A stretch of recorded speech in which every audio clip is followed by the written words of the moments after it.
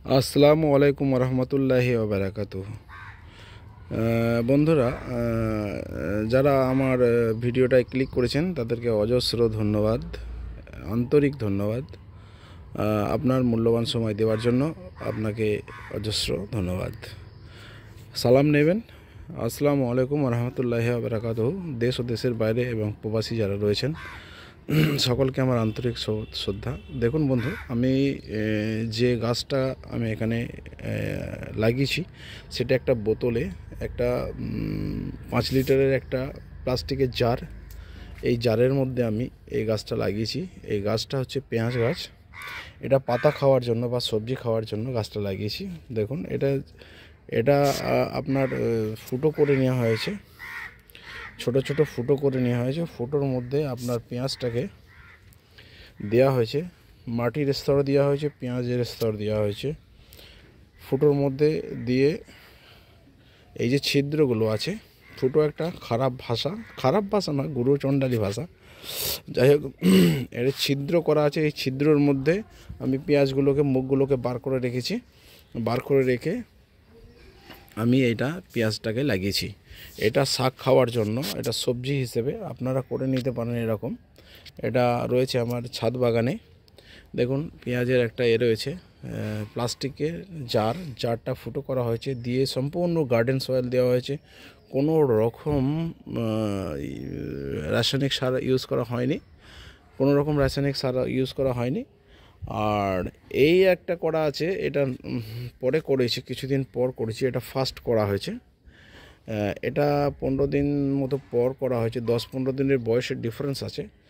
এটা দেখুন, এটা নিচের দিকে কিছু মিসিং আছে, কারণ হচ্ছে কি জল বেশি হয়ে যাওয়ার জন্য মিস হয়েছে। নিচের দিকটা পেঁয়াজগুলো পচে গেছে। আর এতে আপনার পিএইচটা মানে বেড়ে গেছে, মানে অ্যাসিডিক করতে হবে এটাকে। সেই হিসাবে আমি মুরগির 20টা বা লিটার দিয়েছিলাম, সেই জন্য অ্যাসিডিক হয়ে গেছে বেশি। তাই আমি এতে দেখুন চুন দিয়ে পিএইচটাকে নিয়ন্ত্রণ করার চেষ্টা করেছি। এতে একটু চুন দেওয়া হয়েছে, এটাও সম্পূর্ণ জৈব পদ্ধতিতে করা হয়েছে।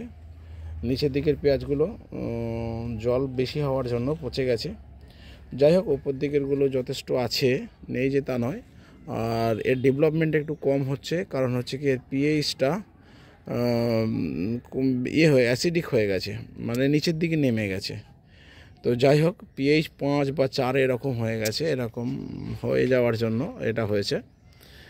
তো আমি এটাকে নিয়ন্ত্রণ করার জন্য 5.5-6-এর মধ্যে আনার জন্য, গাছ যেহেতু অ্যাসিডিক মাটি পছন্দ করে, তাই অ্যাসিডিক হওয়াই উচিত, কিন্তু বেশি অ্যাসিড হয়ে গেছে। মুরগির বিষটায় তো অ্যাসিডটা বেশি থাকে, নাইট্রোজেন খুব বেশি থাকে, অ্যাসিডিক হয়ে গেছে। আর পাশাপাশি এটা যদি দেখেন, এটা খুব ভালো গ্রোথ এবং ডেভেলপ হয়েছে। এটা পেঁয়াজের একটা ভার্টিক্যাল ফার্মিং। যাদের জায়গা কম রয়েছে বা যারা ফ্ল্যাটের মধ্যে থাকেন, অল্প জায়গার মধ্যে এইভাবে আপনি চাষটা করে নিতে পারেন। দেখুন, পেঁয়াজগুলো মুখগুলো বার করে দেওয়া হয়েছে এইভাবে। আর এটাও তাই করা হয়েছে। এটা একটা বালতিতে আছে, প্লাস্টিকের বালতিতে। তো এতে চুন দিয়েছি, চুন গুলা করে 50 গ্রাম চুন গুলে দিয়ে দিয়েছি। 1 বালতি জলে গুলে হাফ বালতি মতো দিয়ে দিয়েছি। তাহলে পিএইচটা 5-7-এ আসার কথা, এদিক ওদিক করতে করতে 6-এর মধ্যে থাকবে। দেখে নেব, কালকে একে আবার পিএইচটা টেস্ট করে নেব পিএইচ মিটার বা কাগজ দিয়ে। এটা খুব ভালো হয়েছে। দেখুন, এইভাবে আপনারা করতে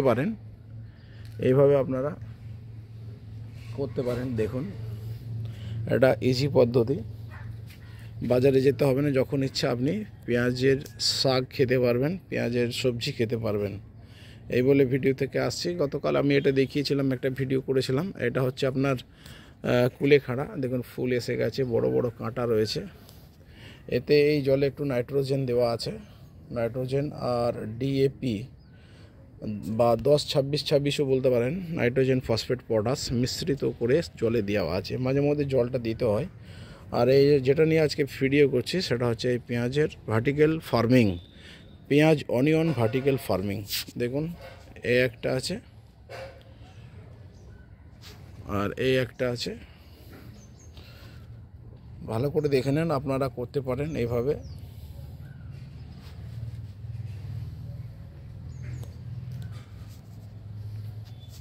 ঠিক আছে, ভিডিও বড় হয়ে যাচ্ছে বন্ধু, আসছি। খুদা হাফেজ।